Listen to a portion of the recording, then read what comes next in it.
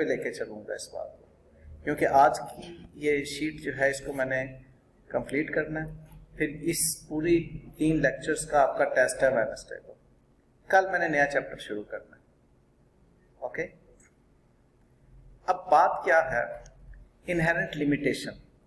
आपने दिमाग से बातें सुननी है, कान से नहीं, दिमाग से।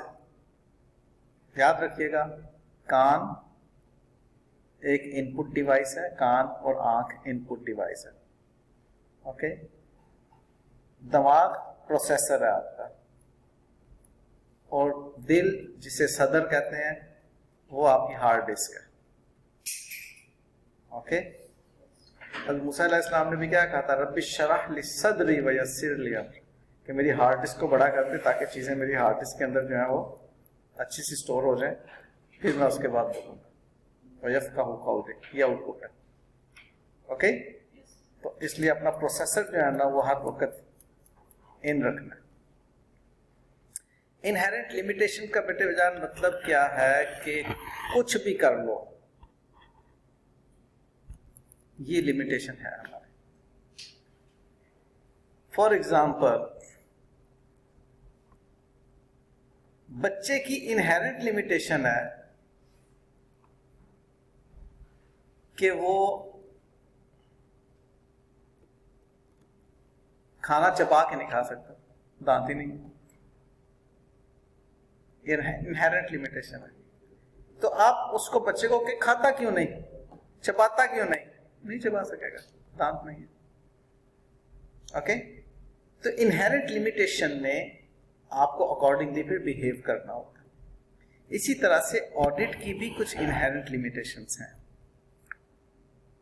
जैसे अभी बात हो रही थी टाइम की, अभी बात हो रही थी उसकी कॉस्ट बेनिफिट एनालिसिस की, तो हमने इनहेरेंट लिमिटेशंस को देखना होता है ऑडिट के हवाले से।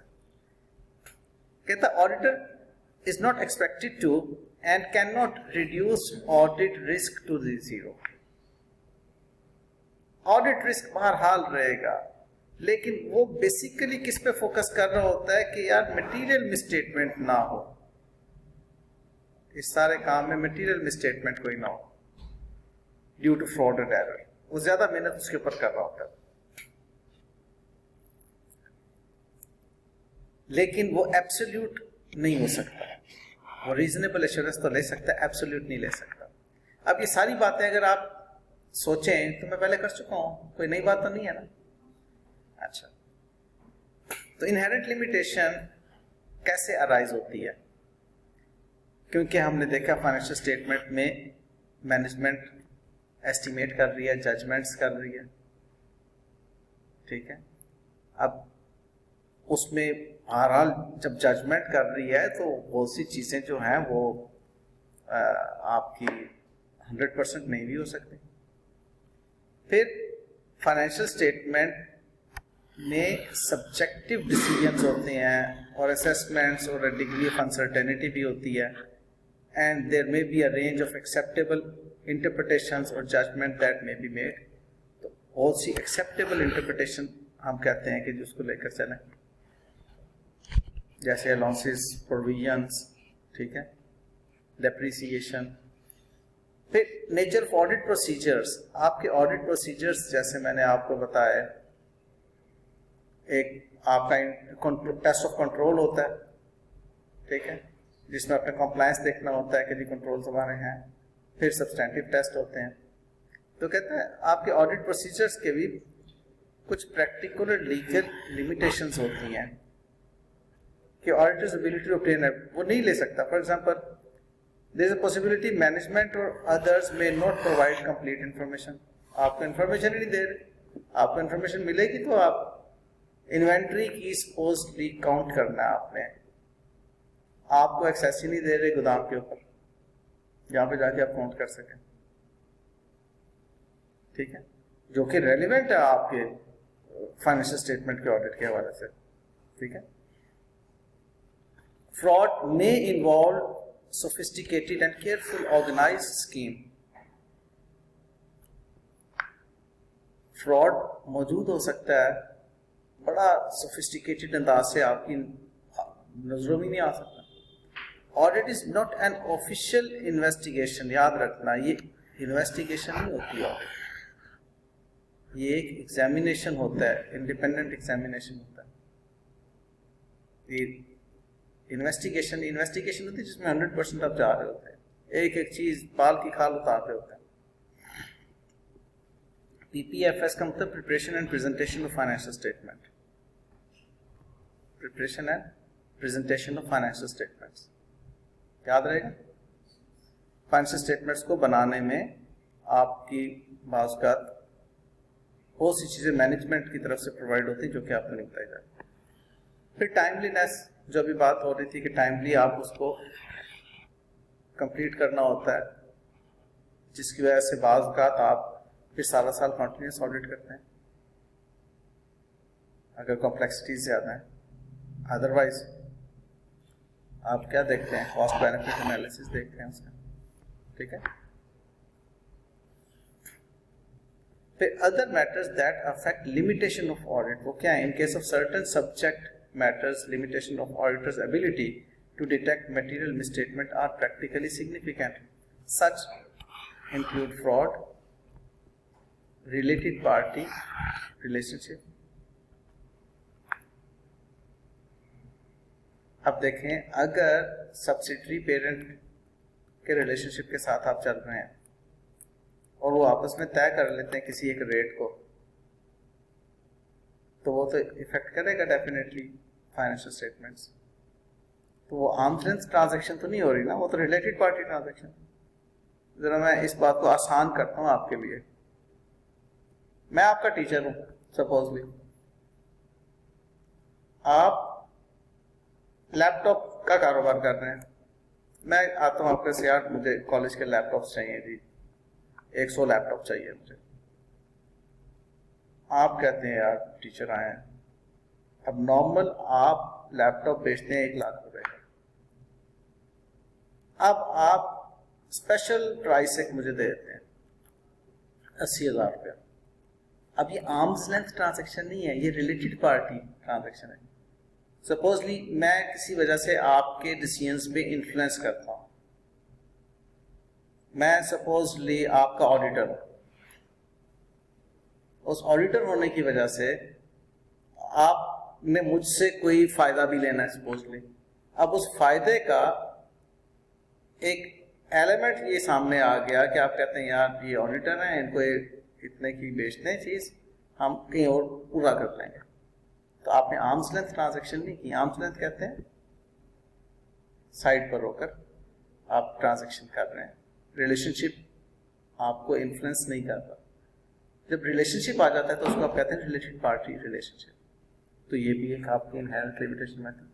Occurrence of non compliance of law and regulations, non compliance की वजह से भी आपकी फाइनेंशियल्स ट्रू एंड फेयर नहीं हो रही होती, और फ्यूचर इवेंट्स जो कि बता रहे हैं कि गोइंग कंसर्न आपका नहीं रहा, तो उसकी वजह से भी आपकी इम्पैक्ट होती है। तो कहता है, एक उसने सिनेरियो दिया कि Rajiv and company chartered accountant successfully carried out an audit of RDX limited for this year.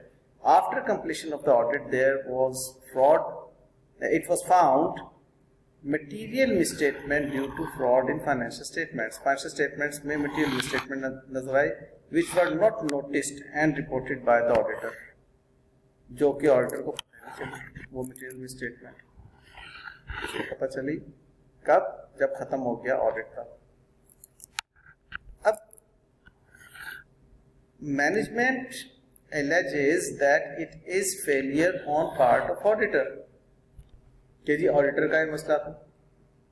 आप कमेंट करें। कहता है, because of the limitation of an audit there is unavoidable risk that some material misstatement may not be detected. मतलब एकदम से नहीं कहेंगे कि जी ऑडिटर की नेग्लिजेंस है, आप कहेंगे कि इनहेरेंट लिमिटेशंस हैं ऑडिट प्रोसीजर्स की, हमारी कोई मटेरियल मिस, क्योंकि हम तो सिर्फ ओपिनियन दे रहे होते हैं कि मटेरियल मिसस्टेटमेंट नहीं होगी, रिस्क ऑफ मटेरियल मिसस्टेटमेंट को हम मिनिमाइज कर रहे होते हैं, ठीक है। Even though audit is properly planned and performed in accordance with the standards, तो accordingly, subsequent discovery of material misstatement resulting from fraud error doesn't indicate failure to conduct audit as per the standards. Inherent limitations are not justification for auditor to be satisfied with less than persuasive audit. कहते हैं ये कोई justification नहीं है कि जी वो कहे कि जी चूंकि inherent limitations होती हैं तो मैं इसको justify कर दूं कि जी मेरा ऑडिट से भी हो सकता है. उसको क्या करना होता है? Whether auditor has performed an audit in accordance with standards, ये कैसे पता चलेगा? It is determined by, ये बहुत important point है, it is determined by audit procedures. पता चलेगा audit. अब audit फाइल जो रिव्यू होती है उसमें ऑडिटर क्या कर रहे होते हैं, आपके सीनियर्स क्या देख रहे होते हैं कि भाई आपने प्रोसीजर्स ठीक अडॉप्ट किए हैं, सफिशिएंट अप्रोप्रिएट ऑडिट एविडेंस आपने हासिल किए हैं, और सुटेबिलिटी ऑफ ऑडिटर्स रिपोर्ट, आपने जो अब ऑडिटर रिपोर्ट दी है क्या वो उससे मुतल्लिक सुटेबल है जो आप कर रहे हैं. अब based on an evaluation of the, अब आपको अगर लग रहा है कि मैं सफिशिएंट अप्रोप्रिएट ऑडिट एविडेंस नहीं ले सका, आपको लग रहा है कि आप जो चाह रहे थे इंफॉर्मेशन वो आपको नहीं मिली, तो आप अपने ऑडिटर्स रिपोर्ट के अंदर उसको लिख दें, क्वालिफाई करते हैं. ठीक है. तो complying with the standards relevant to the audit, auditor shall comply with all standards relevant to the audit. Standards जो ये आपके standards in auditing is relevant to the audit when standard is in effect or standard in effect है and circumstances addressed by the standard exist. तो वो उसका relevant. Auditors shall have an understanding of entire text of the standard, and auditors shall not represent compliance with the standard in auditor's report unless auditor has complied with requirements of this standard and all other standards relevant to the audit. तो ये एक बहुत important बात है कि आप जब audit कर रहे हैं. अच्छा, एक बात मैंने पहले आपसे कही कि जहाँ पे SA है उसको आप ISA कहेंगे, इंटरनेशनल स्टैंडर्ड ऑफ ऑडिटिंग. ठीक है, क्योंकि इंडियन ऑथर की बुक है, इंडिया के अंदर वो SA लिखते हैं. ठीक है, और IAS को वो AS लिखते हैं. जैसे हम IAS लिखते हैं वो उसको AS लिखते हैं. जी ये वही इंडियन अकाउंटिंग स्टैंडर्ड्स को वो अकाउंटिंग स्टैंडर्ड लिखते हैं. बुनियादी बातें वही हैं जो इंटरनेशनल अकाउंटिंग स्टैंडर्ड, उन्होंने उसी को उठा के उन्होंने अकाउंटिंग स्टैंडर्ड कह दिया या ऑडिटिंग को SA स्टैंडर्ड्स ऑफ ऑडिटिंग कह दिया. ठीक है जी. सर ये प्रॉब्लम्स हैं सारी, तो इसका सॉल्यूशन ये हो सकता है कि ऑडिटर का जब जाके करें मल्टीपल करना. नहीं, देखें, अगर कॉम्प्लेक्सिटी ज़्यादा हो तो हो सकता है, अदरवाइज जरूरी नहीं कि आप 2 ऑडिटर्स ही लेके चल रहे हो. शेयर होल्डर ने ऑडिटर अपॉइंट करना है. अगर शेयर होल्डर्स ऑडिटर अपॉइंट करते वक्त इस पे कन्विंस्ड हैं कि 2 ऑडिटर्स मिलके इसका ऑडिट कराएं, ठीक है.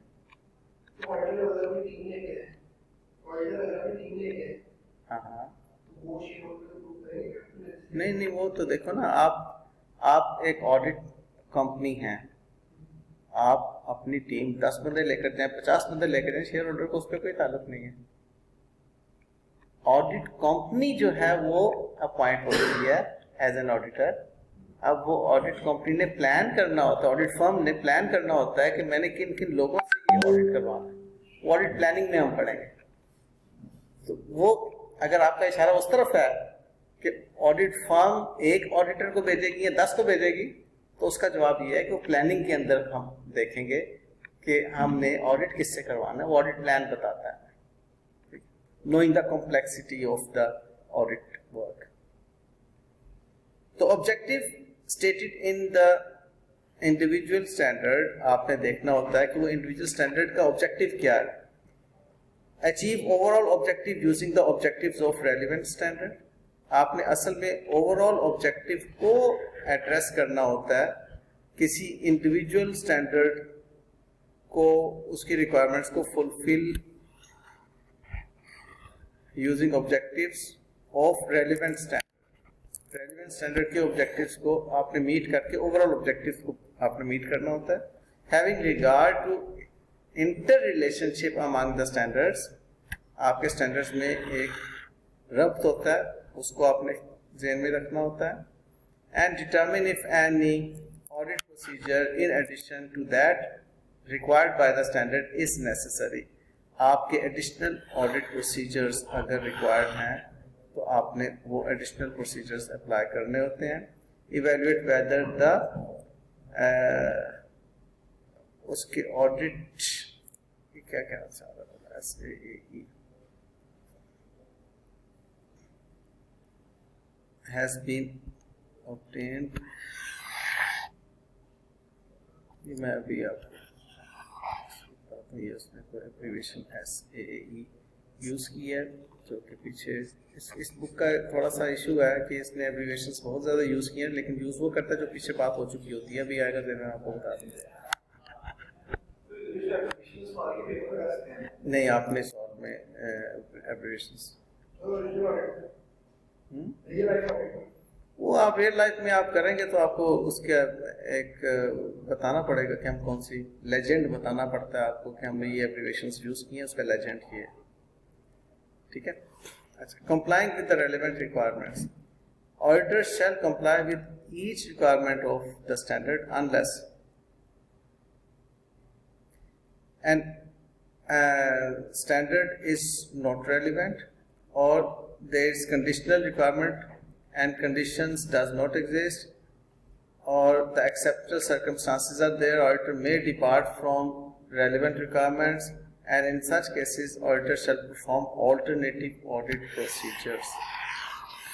ठीक है. तो ये है कि किन सूरतों में ऑडिटर जो है ऑडिट स्टैंडर्ड को डेविएट कर सकता है.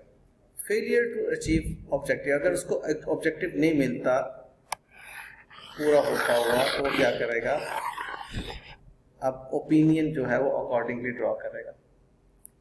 Evaluate if it prevents auditor from achieving overall objective and requires to modify opinion और withdraw from the engagement.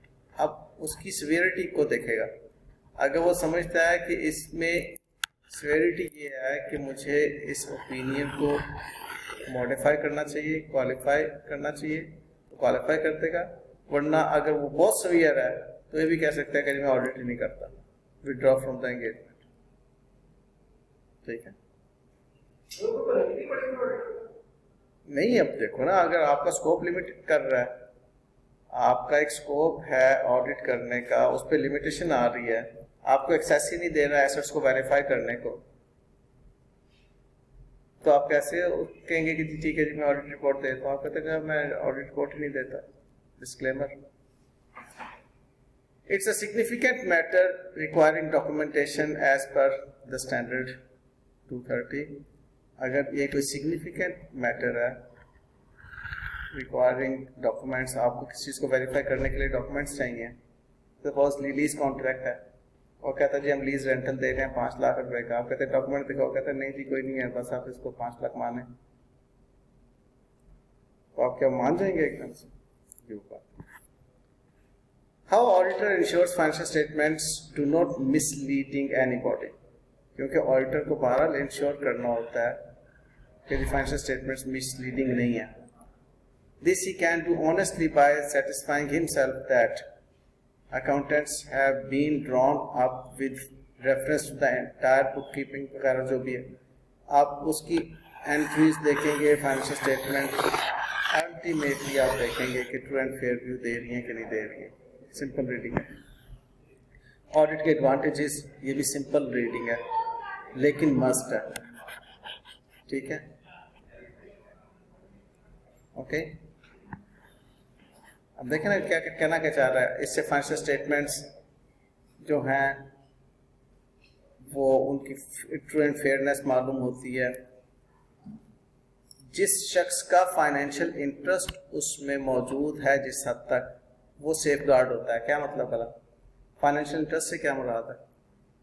Share holding भी हो सकती है और बैंक ने जो इंटरेस्ट लेना है वो भी हो सकता है, बैंक ने जो किस्तें लेनी है वो भी हो सकता है, ठीक है, शेयर होल्डर्स ने डिविडेंड लेना है वो फाइनेंशियल इंटरेस्ट है, एम्प्लॉयज ने तनख्वाह लेनी है वो फाइनेंशियल इंटरेस्ट है, ठीक है, जो क्रेडिटर है उसने वक्त पर पैसे वापस लेने हैं वो फाइनेंशियल इंटरेस्ट है, कस्टमर है उसका फाइनेंशियल इंटरेस्ट क्या है कि मैंने पैसे दिए मुझे चीज मिले या सर्विस मिले, वो फाइनेंशियल इंटरेस्ट है।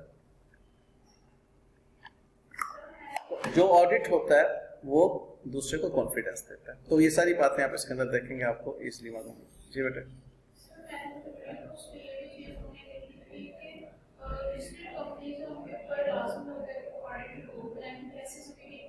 जी ऐसा ही है, ऐसा ही, बिल्कुल ऐसा ही है।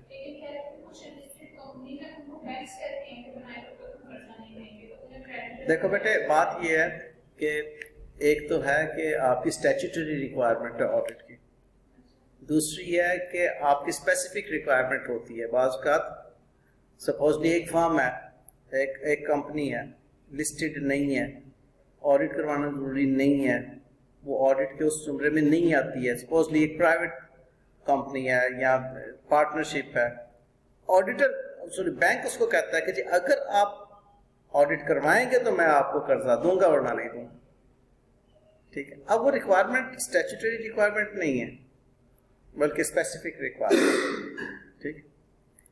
अभी उस तरफ हम आते हैं। तो aspects to be covered in audit, ये भी बहुत इंपॉर्टेंट है कि आप ऑडिट में कर क्या रहे होते हैं। अब ये बात आपने 10 मरतबा पढ़नी,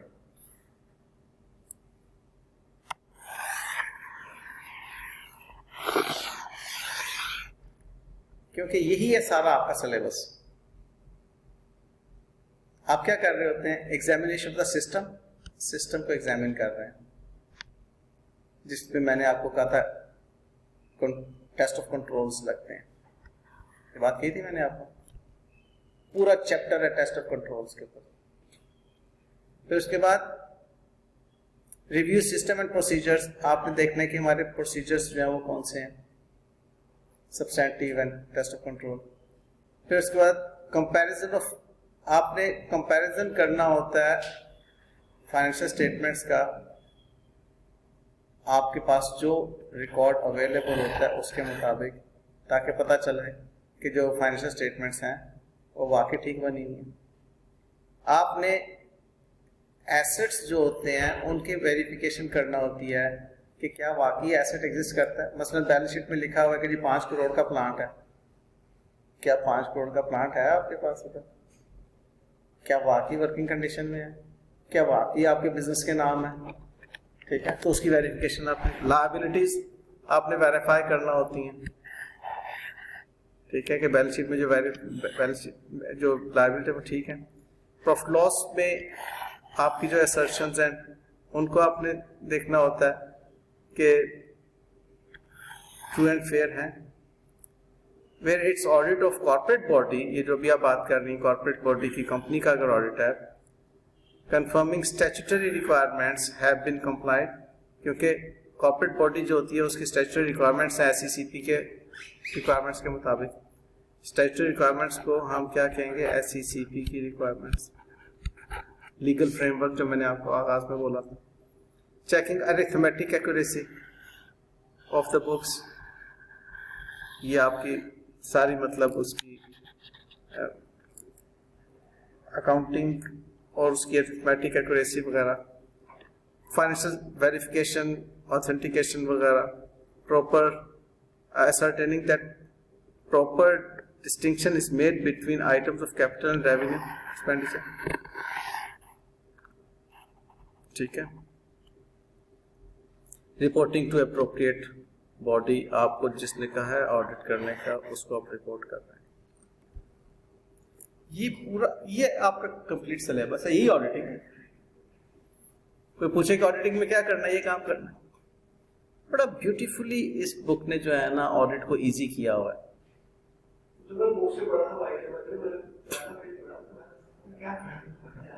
वो एकदम से बच्चों को घुमा देती है, चीजें जो है वो क्लियर ही नहीं होता कि हम पढ़ कर रहे हैं।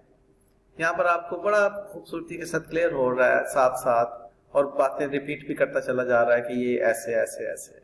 अब आपको ये सारी प्रोसेसेस जो हैं वो पता चल जाएंगे तो आपको ये भी पता चल गया ऑडिट क्या होता है, आपको ये पता चल गया कि जी हमें एग्जामिनेशन में क्या क्या चीजें पूछी जा सकती हैं। जी बेटा। सर जो आपने मैथमेटिकल एक्यूरेसी की बात की है तो सारा कुछ अभी फिलहाल तो कंप्यूटराइज्ड है, तो क्या हम उसमें भी हाँ, फिर आपने वेरी गुड क्वेश्चन, जहां पर कंप्यूटर इन्वॉल्व है हमने देखना है कि कंप्यूटर की प्रोग्रामिंग ठीक हुई भी है। आप सैंपल डाटा उसमें डाल के देखना है कि क्या इसका एंड रिजल्ट वही निकलता है जो निकलना चाहिए। जैसे मैं एक छोटी सी एग्जांपल देता हूँ, ऐसे ही छोटी, एक्सेल हमने थोड़ा सा किया होगा सबने। एक्सेल में हम कॉलम का टोटल करते हैं तो एक आंसर आता है, आप कैलकुलेटर उठाएं कि क्या ये ठीक टोटल हुआ होगा। सपोज 3 फिगर्स आप लिखें, ठीक है। फॉर एग्जांपल ये इसमें भी वन नोट में मैं कंप्यूटर की ये जो है वो एक इंटेलिजेंसिया को हम देखते हैं। सपोजली 25 प्लस 50 इक्वल्स टू 75, खुद ही किया ना इसने। अब मैं कैलकुलेटर उठाता हूं, मैं कहता हूं कि 25 प्लस 50 इज 75, यस। अब इसका मतलब जहां कहीं पर भी इसने फॉर्मूला यूज किया होगा वो एक्यूरेट किया, मेरी तसल्ली होगी इसके ऊपर। अब मैंने कंप्यूटर के सिस्टम को जो है वो कह दिया कि जब मैंने टोटल चेक नहीं करने, एक्सेल फाइल बनी हुई है, मैंने सिर्फ देखना है फार्मूला लगा हुआ है, मैंने उसे सिलेक्ट करके सिर्फ देखना है कि जी फार्मूला लगा हुआ है, हाँ लगा हुआ है। इसका मतलब है आप मुझे वो लंबी लिस्ट की कास्टिंग करने की, कास्टिंग का मतलब होता है टोटल प्लस माइनस करना, मुझे कास्टिंग करने की जरूरत नहीं। और भी बहुत सारे जैसे कोई वैल्यूज का साइन प्लस की हुई है, प्रॉफिट्स में साइन वैल्यू प्लस की हुई है, उसके ऊपर हाइड में नेट प्रॉफिट कितना बन रहा है, उसके ऊपर कोई माइनस किया उसको हाइड कर दिया। बेटे जान बात वही है ना, अब आपने उन सारी चीजों पे अपनी तसल्ली करनी है कि मटेरियल मिसस्टेटमेंट तो कोई नहीं है। आप हो सकते हैं एक जूनियर को उसके ऊपर लगा दें कि भाई ये काम हो सकता है, इसको चेक करो, तो ये तो ठीक है ना।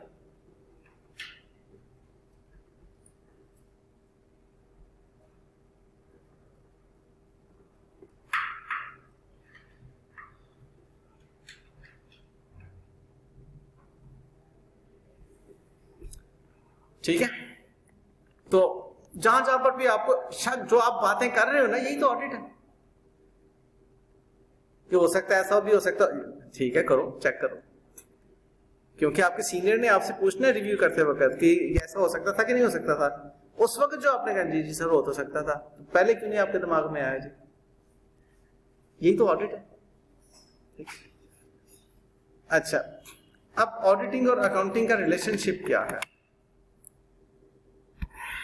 जहां पे अकाउंटिंग खत्म होती है वहां पे ऑडिटिंग शुरू होती है। ठीक है, फाइनेंशियल स्टेटमेंट्स जो है बनाएंगे तो आप ऑडिट करेंगे ना, तो क्लोजली रिलेटेड है। ये सारा कुछ आपने बारह देख लेना। ऑडिट और लॉ क्या है, ये भी क्लोजली रिलेटेड है। ठीक है, क्योंकि जहां पे लीगल कंप्लायंस नहीं है, लीगल फ्रेमवर्क की कंप्लायंस नहीं है, वहां पे आप गलत कर रहे हैं। तो इन कंप्लायंस को आपने लास्ट में देखना होता है, आपके पास उसका नॉलेज का होना बहुत जरूरी है, जो जो लॉ एप्लीकेबल हो सकते हैं। मिसाल के तौर पर उसने एग्जांपल दी है कि टैक्स प्रोविजन कैलकुलेट करनी है, आपको पता होना चाहिए ना लॉ टैक्सेशन का। आपने वर्कर्स वेलफेयर फंड पाकिस्तान के अंदर एक है, वो आपने वर्कर्स को देना, आपको पता होना चाहिए ना कि लॉ क्या कहता है, कितने % है। एम्प्लॉयज ओल्ड एज बेनिफिट आपको मालूम होना चाहिए कि इसको कितना देना। सोशल सिक्योरिटी अप्लाई होती है कि नहीं होती है, इस ऑर्गेनाइजेशन में मालूम होना चाहिए, तभी तो आप ऑडिट कर सकेंगे, अदरवाइज आप कैसे ऑडिट कर सकेंगे? तो लॉ का नॉलेज भी होना जरूरी है आपके पास। उसके बाद ये बहुत ही उम्दा क्वेश्चन है, इस पे मतलब यूं समझ लो कि अगर मैं एग्जामिनर हूं तो मैं ये बात लाजमन स्टूडेंट्स को टेस्ट करूं कि ऑडिटिंग का बिहेवियरल साइंस से क्या ताल्लुक है। बिहेवियरल साइंसेस क्या होती हैं? जहां पे बंदा इन्वॉल्व है उसके बिहेवियर्स। ठीक है, मिसाल के तौर पे मैं अभी ऑडिट की बात नहीं करता, ऑडिट से बाहर निकलता हूं, मैं बात करता हूं कि आप फाइनेंशियल कंट्रोलर हैं और आपको कहा गया कि जी बजट बनाएं इस कंपनी का। अब बजट बनाने के लिए आपको इंफॉर्मेशन चाहिए है और इंफॉर्मेशन बंदों से चाहिए, बंदे को ऑपरेट नहीं कर रहे, आप गुस्से में आ जाते हैं, वो कहते हैं जाओ देनी इंफॉर्मेशन, आप क्या करें? तो आपको दूसरों का भी बिहेवियर और अपना भी बिहेवियर बड़ा कंजीनियल रखना होता है कि आपस में एक दूसरे के साथ वर्किंग रिलेशनशिप इतना अच्छा हो कि आपको जो इन्फॉर्मेशन चाहिए वो इन्फॉर्मेशन आपको आराम से मिल जाए। ये चीज ऑडिट में है, आपको इन्फॉर्मेशन चाहिए, बंदे ने देनी है ना इन्फॉर्मेशन, वो बंदे को आपने अनॉइड नहीं करना, ठीक है? तो ये आपने सारा इसके अंदर पढ़ना है कि जी। अब ये ऑडिट एंड इन्वेस्टिगेशन की बात मैं कर रहा था। ऑडिटिंग जो है वो इन्वेस्टिगेशन नहीं है, ये इंडिपेंडेंट एग्जामिनेशन है, ठीक है? ये इन्वेस्टिगेशन नहीं है। इन्वेस्टिगेशन में हम क्या करते हैं, हम उसकी एब्सोल्यूट जो है एश्योरेंस ले रहे होते हैं, ठीक है? ऑडिट में हम क्या करते हैं, हम रीजनेबल एश्योरेंस ले रहे होते हैं, ठीक है? Audit is distinct from investigation. Investigation is the critical examination, whereas audit is an independent examination. हाँ, ठीक है। ऑडिट क्या है? इंडिपेंडेंट एग्जामिनेशन है, जबकि इन्वेस्टिगेशन क्रिटिकल एग्जामिनेशन है। मैंने ऑडिट के वाले से आपको बताया हुआ है ना, इंडिपेंडेंट एग्जामिनेशन है एग्जामिनेशन नहीं दोनों, लेकिन इंडिपेंडेंटली आप उसको दे, आप किसी को क्रिटिसाइज क्रिटिकली नहीं देख रहे होते। आप क्या कहते हैं, आप एक रीजनेबल एश्योरेंस ले रहे होते हैं ऑडिटिंग के अंदर, ठीक है? एज ए होल कि ये फ्री फ्रॉम मटेरियल मिसस्टेटमेंट है, ये आपका होता है objective. Whether due to fraud और एरर दे में बी, मतलब ऑडिटर ओपिनियन एक्सप्रेस कर सके। Therefore audit is never started with a preconceived notion, वो पहले से नहीं ध्यान में रखता कि ये, ठीक है? Auditor seeks to report what he finds in normal course of examination of the accounts. However, it is quite possible that sometimes investigation, अच्छा ये जरूर है कि ऑडिट फाइंडिंग से आपको कुछ इन्वेस्टिगेशन रिक्वायर हो जाए कि भाई ये बड़ा संजीदा मसला हो गया, अब इन्वेस्टिगेशन कराओ। ये अब मैनेजमेंट को कह देंगे जी ये एरिया पे इन्वेस्टिगेशन अब आप कराएं। वो अब आपकी असाइनमेंट नहीं है, आपकी असाइनमेंट क्या है, आपकी इंगेजमेंट है ऑडिट की, वो एक अलग से असाइनमेंट है, उसके ऊपर आप इन्वेस्टिगेशन करने का कह सकते हैं। Role of international auditing and assurance standard board, ISB का रोल क्या है? आईएसबी स्टैंडर्ड्स देता है जिनको कि फॉलो किया जाता है ऑडिटिंग के लिए। पाकिस्तान में हम ISA फॉलो करते हैं, जो कि IAASB international accounting auditing and assurance standard board, IAASB एक बोर्ड है जो कि IFAC ने कायम किया हुआ है ताकि वो हमें ऑडिटिंग के बारे में गाइडलाइंस प्रोवाइड करे कि ऑडिट किस तरीके से किए जाते हैं, ठीक है जी। अब ये हमने असल में, ये भी पूरा एक टॉपिक है, हमने एथिक्स पढ़ने हैं और ये एथिक्स हमने FAR2 में भी पढ़ने हैं और ऑडिटिंग में भी पढ़ने हैं, कॉमन है। उन एथिक्स में वो कहता है कि ऑडिटर को IFAC के एथिक्स हैं, कौन कौन से थ्रेट्स हो सकते हैं, कहाँ से उसको थ्रेट हो सकता है। कहता है कि वो 5 तरह के थ्रेट्स हैं। एक सेल्फ इंटरेस्ट थ्रेट,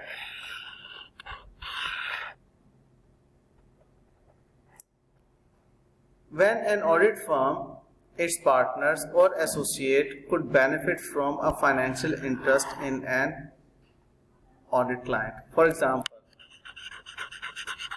आप ऑडिटर हैं मेरी कंपनी के और आप शेयर होल्डर भी हैं मेरी कंपनी के, आपने शेयर्स भी खरीदे हैं।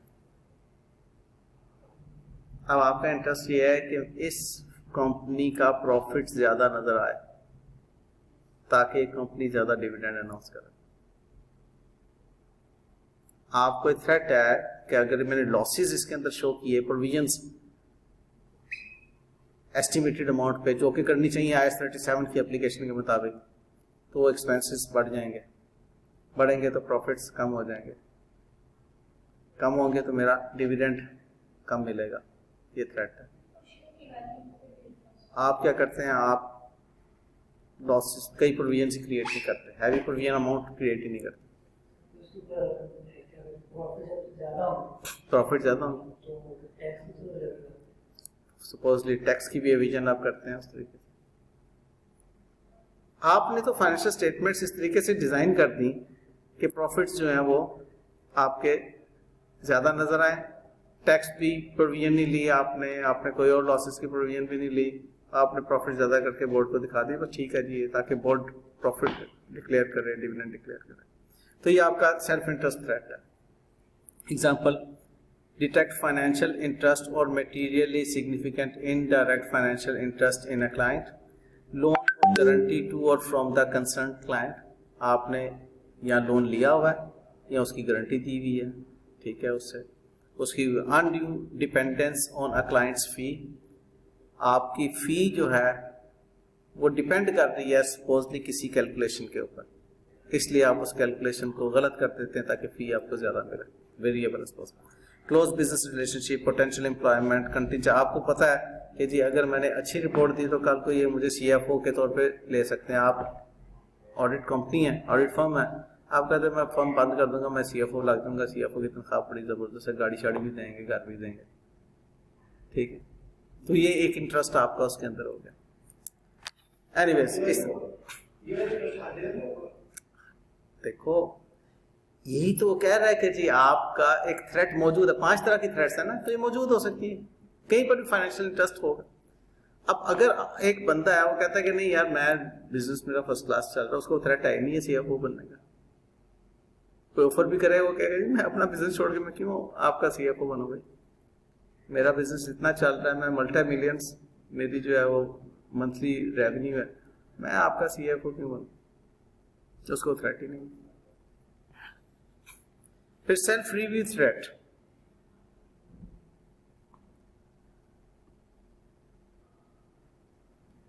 आप खुद ही अपना रिव्यू कर रहे हैं। फॉर एग्जाम्पल, आप डायरेक्टर फाइनेंस थे उस कंपनी के, पिछले साल आप ही ने फाइनेंशियल स्टेटमेंट्स बनाई हुई हैं और कोई गड़बड़ की हुई है आपने, आपको पता है, आप अब उस कंपनी के जो ऑडिटर बन गए, आप अपनी ही चीज को रिव्यू करके हाईलाइट करेंगे भला? कभी नहीं करेंगे। ये सेल्फ रिव्यू थ्रेट है, which occur when during a review of judgment or conclusion reached in a previous audit or non-audit engagement.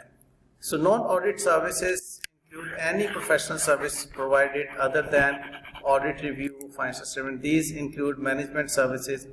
आप supposedly tax advisor भी हैं, या आपने कोई और उनको सॉफ्टवेयर भी आपकी किसी कंपनी ने दिया हुआ है, आप इन्हें सॉफ्टवेयर बना के दिया हुआ है, आप इन्हें उनको ECL मॉडल बना के दिया हुआ है वगैरह वगैरह, और उसमें कोई गड़बड़ है तो आप उसको हाईलाइट करेंगे? कभी भी नहीं करेंगे।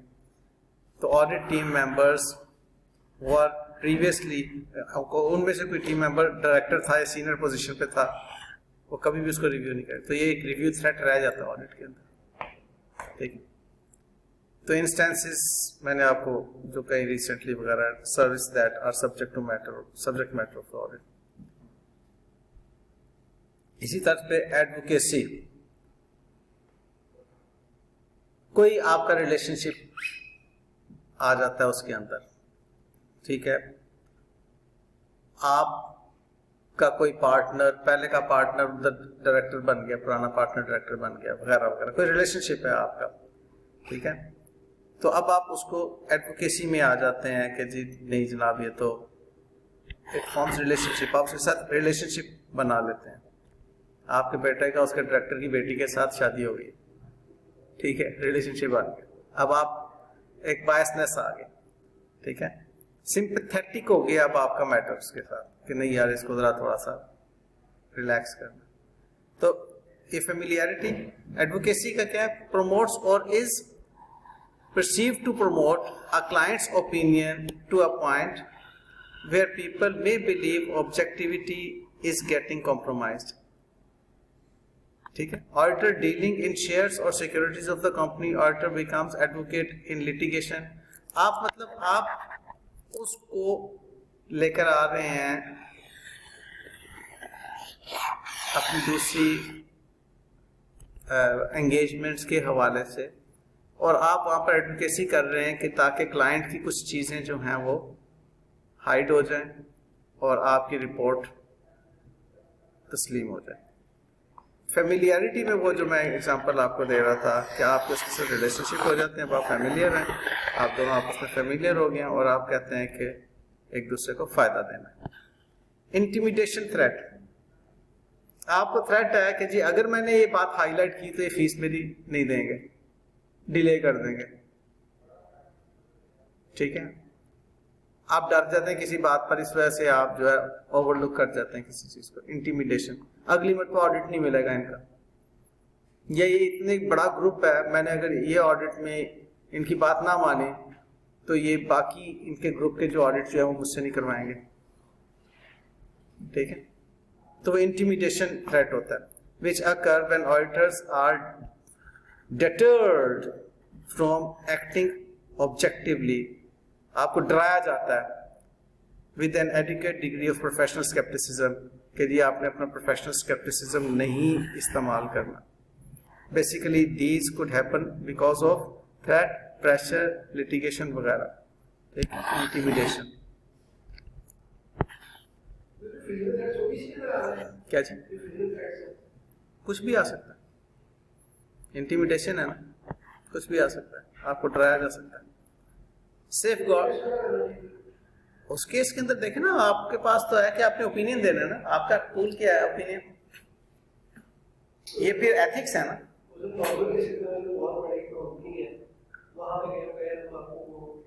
बात ये है, मैं आपको बड़ी एक सादा सी बात करता हूँ, ये बड़ा पाकीज़ा प्रोफेशन है।